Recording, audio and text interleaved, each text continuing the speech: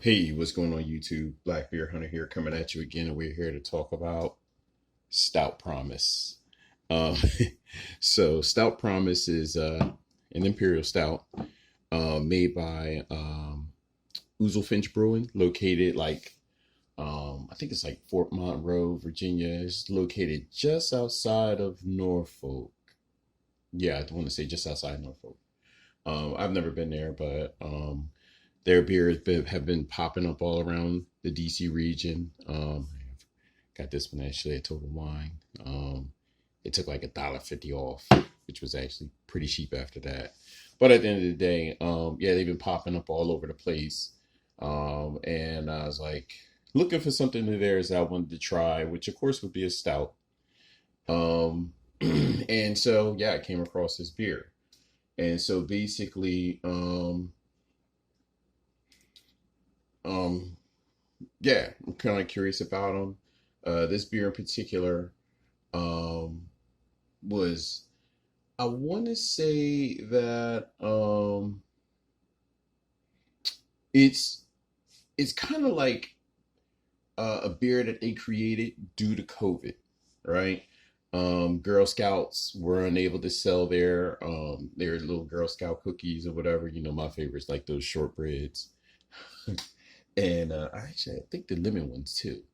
But they weren't able to sell their cookies.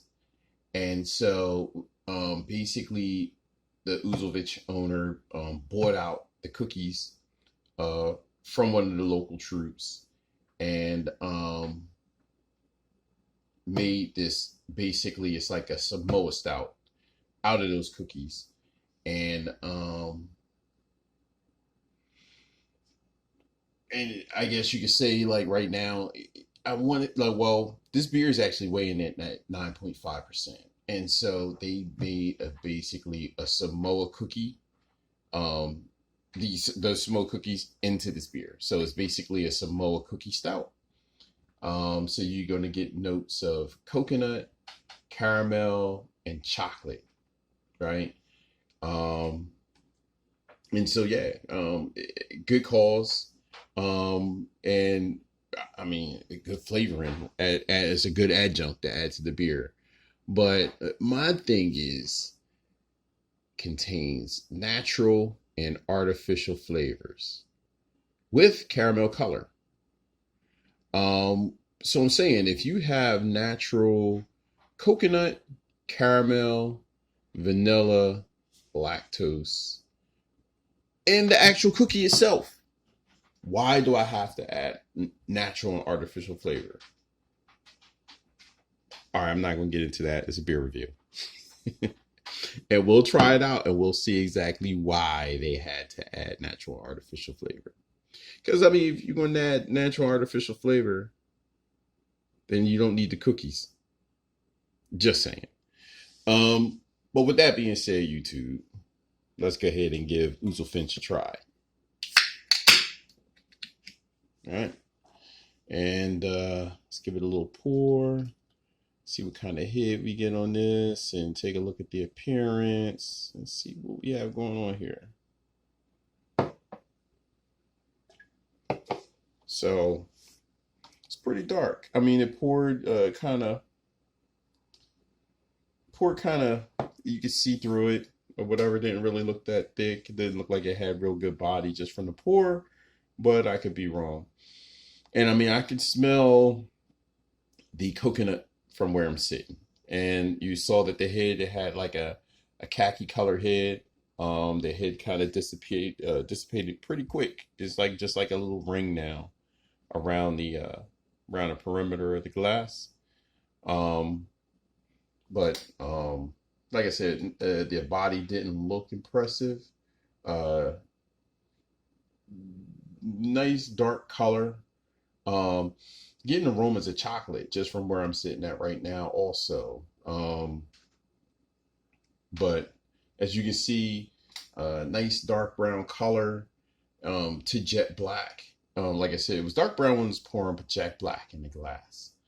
Um, you getting activity of carbonation. You can see, well, you probably can't catch it through the camera, but it's definitely got carbonation activity going on. You can see it coming from the bottom of the glass. Um, like I said, rubyish color around the outside. Like if you look at it through the, like I can see the edge of it, and it's kind of like ruby highlights. Um,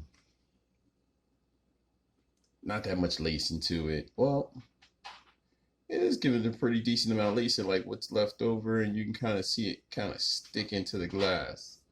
Um, so I mean, it has some qualities to it, but like I said, the best way to find out is to drink it. But we'll go ahead and get to the aromas, and let me tell you what I'm getting from it.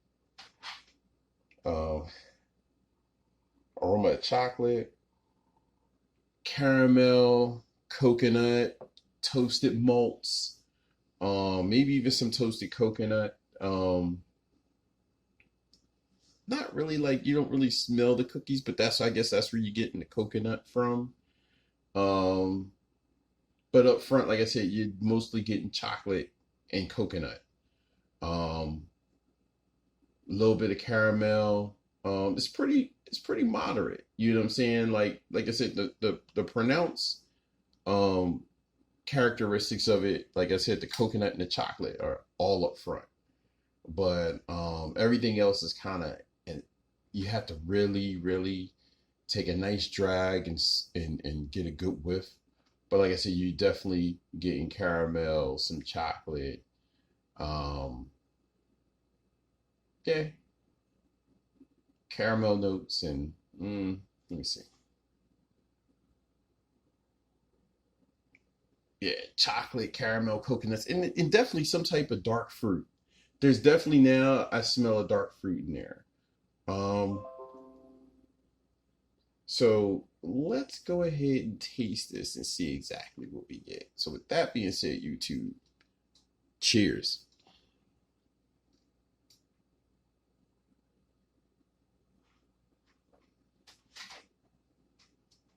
Mm.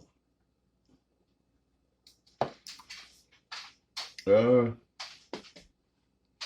yeah, it tastes kind of plastic to me. Not like plastic, but like it's definitely, you can taste the artificial coconut, artificial chocolate. Um, some weird aftertaste. I can't tell what it is. Maybe it's like supposedly the biscuit flavored. Um, Maybe supposedly the biscuit flavor. Um, yeah,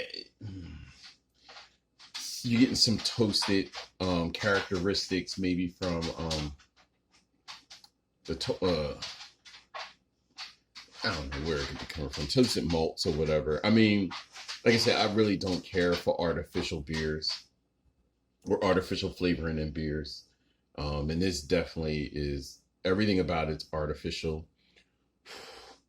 Um, Whatever. So at the end of the day, it's kind of sweet, um, dark and roasted. I mean, those are the notes you definitely get. Um, Mouthfeel is a um, medium body, um, medium like it actually is pretty heavy viscosity, so it's pretty thick, um, smooth, carbonated. You're definitely getting a decent amount of carbonation, not too hot, not too much though, but a decent amount of carbonation. Pretty smooth.